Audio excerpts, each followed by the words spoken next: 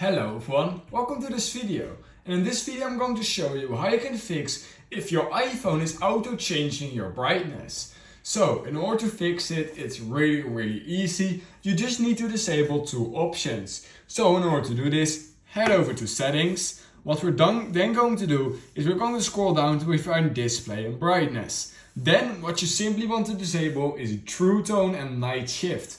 True Tone will automatically adapt iPhone display based on ambient lighting conditions to make colors appear consistent on different environments. So it will basically auto change your brightness. And Night Shift will basically do the same. Night Shift will automatically shift the colors of your display to warmer end of the color spectrum after dark. This may help you get a better night's sleep. However, this will also change your brightness. So that are the two options you want to simply disable. If you did so, then that should fix the issue for you. So yeah, that being said, if you learned something from this video, I would highly appreciate it if you could like this video, subscribe to my channel, and I hope I will see you in my next YouTube tutorial video.